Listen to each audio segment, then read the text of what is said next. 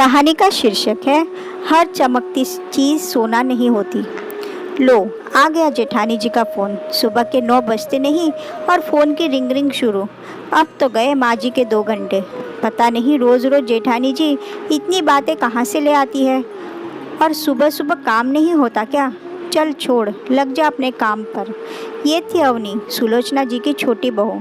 सुलोचना जी कानपुर अपने छोटी बहू के पास रहती है, क्योंकि एक तो छोटे बेटे का मोह और दूसरा मुंबई जैसे शहर में जाने से डरती है कि कहीं भीड़ भाड़ में खो न जाऊं।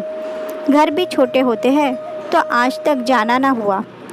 उनका बड़ा बेटा मुंबई में अपनी गृहस्थी बसाए हुए है, अच्छा पैसा कमा लेता है, तो सुलोचना जी को भी बड़े बेटे बहू बहुत प्यारे हैं।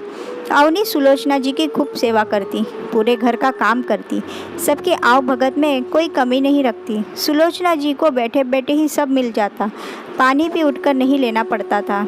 लेकिन बड़ी बहू साल में 10 दिन के लिए आती, सुलोचना जी को पैसे दे जाती। इसलिए सुलोचना जी की कृपा दृष्टि बड़ी बहू पर थी। छोटी बहू की सेवा नज़र नहीं आती। बड़ी बहू का नाम है तारा। बातूनी, जितनी चाहे बात करा लो, पूरी दुनिया का काम छोड़ के घंटों बात कर सकती है। बस उसी का फ़ोन है। पाए लागू माँ जी, आपसे जब तक बात ना हो निवाला ही नहीं उतरता गले से। और बोलिए, कैसी हैं आप? कुछ सामान ला दूँ मुंबई से? वैसे हम 2 दिन बाद आ रहे हैं, 10 दिनों के लिए। छोटी को बोल के मेरा कमरा साफ करा देना। अरे बहू, आज तो सुबह सुबह दिल खुश कर दिया।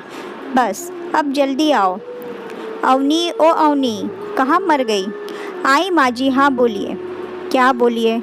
सुन, परसों तेरे जेठ जेठानी आ रहे हैं, अच्छे से साफ कर देना उनका कमरा और बाथरूम में ज़रूरत का सामान रख देना। मुंबई में रहते हैं, यहाँ कोई कमी नहीं होनी चाहिए। तेरे कमरे का कूलर उनके कमरे में रख दे, बेचारे गर्मी में कैसे रहेंगे। सही बात है माँ जी, हमें तो आदत है कम में गुजारा करने की। जेठानी जी तो पैसे वाली है, उनकी सुविधा तो देखनी पड़ेगी। अवनी ने मन ही मन सोचा। अवनी, कसले कमर, आने वाले 10 दिन बड़े भारी है। राहु केतु जाने किस किस का योग बन रहा है। 2 दिन बाद जेठानी जी और जेठ जी का पदार्पण हुआ। तारा मैडम को स्लीवलेस कुर्ते और जीन्स में देखकर एक बार तो सुलोचना जी के लोचन भी चकित हो गए। पहली बार अपनी बहू को इस रूप में देखा था। बड़ी प्यारी लग रही हो तारा बहू, सुलोचना जी ने तारीफ करते हुए कहा। अवनी ने भी अपना घूंघट थोड़ा पीछे सरका दिया।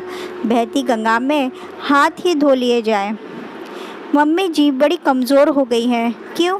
अवनी अच्छे से ध्यान नहीं रखती?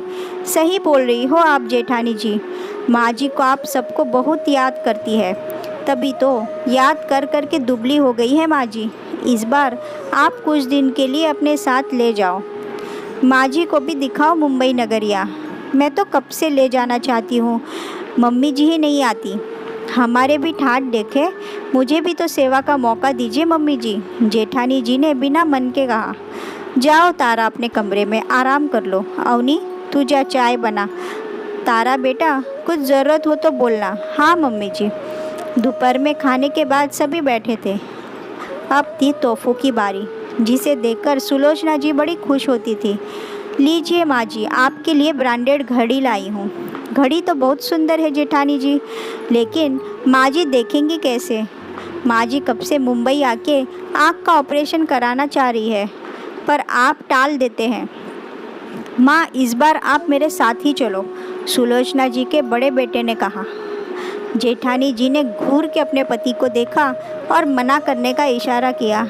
अरे जी, आप भी क्या बात कर रहे हैं? एक काम कीजिए, 50,000 रुपये दे दीजिए, यही करा लेंगे ऑपरेशन। अब इस उम्र में सफ़र कैसे करेंगी? जेठानी जी, आप क्यों इतनी चिंता करती है? माँ जी की उम्र ही क्या है, आराम से चलेंगी आपके साथ। इस बार अवनी ने भी सोच लिया था कि सुलोचना जी को मुंबई भेज कर रहेगी। ना चाहते हुए भी तारा को सुलोचना जी को मुंबई लाना पड़ा। तारा को अपनी आज़ादी बड़ी प्यारी थी। 1-2 दिन तो ठीक चला, सुलोचना जी का मन भी लग गया। एक दिन तारा की कुछ सहेलियाँ आई, सभी ऊंचे तबके के लोग। आते ही उन्होंने पूछा, ये किसे ले आई तारा तेरे घर में? नई काम वाली लाई है क्या गांव से? नहीं नहीं, कैसी बात कर रही हो? ये तो मेरी दूर की रिश्तेदार है, 2-3 दिन में चली जाएंगी। सुलोचना जी को इस जवाब की उम्मीद न थी। वो आंखों में आंसू लिए एक कोने में बैठ गई। माँ जी, क्या आप हम सबके लिए चाय बना देंगी? आप चाय बहुत अच्छा बनाती है। सुलोचना जी जब चाय लेकर अपने कमरे में पहुंची तो सुना, क्या बताऊं यार, ये अच्छी बहू बन के पूरे दिन रहना मुझसे नहीं होता। सुबह 7 बजे ही मंदिर की घंटियां बजाने लगती है, सारी नींद खराब हो जाती है। और फिर इनकी सेवा करो, बैठे बैठे दिन भर ठूसती रहती है। इसलिए आज तुम लोग को यहाँ बुलाना था कि इन्हें जल्दी से यहाँ से रवाना कर सको। देखा कैसे दूर के रिश्तेदार की बात सुनकर मुंह उतर गया था। सही कहा बहू, मुंह तो उतर गया था, पर तेरी बात सुनकर नहीं, बल्कि अवनी के साथ अपने व्यवहार को याद करके। बेचारी कितनी सेवा करती है मेरी, कभी कुछ नहीं कहती, और मैं तेरी चापलूसी ना समझ पाई। तेरी मीठी मीठी बातों को सच मान लिया, तेरे दिए तोहफों को तेरा प्यार मान लिया, तेरे दिए पैसों को तुम्हारी जिम्मेदारी मान ली। पर तुम तो पैसे देकर मुझे बेवकूफ़ बना रहे थे। मन में तो कोई सम्मान है ही नहीं। शायद अवनी ने समझ लिया तुझे, तभी मुझे तेरे साथ भेजा कि मेरी आंखें खुले। यहाँ से जाकर सबसे पहले उससे माफ़ी मांगूंगी। सुलोचना जी को तो अपनी गलती समझ आ गई। आगे से पैसे का मोह भी कम हो गया। हर चमकती चीज़ सोना नहीं होती।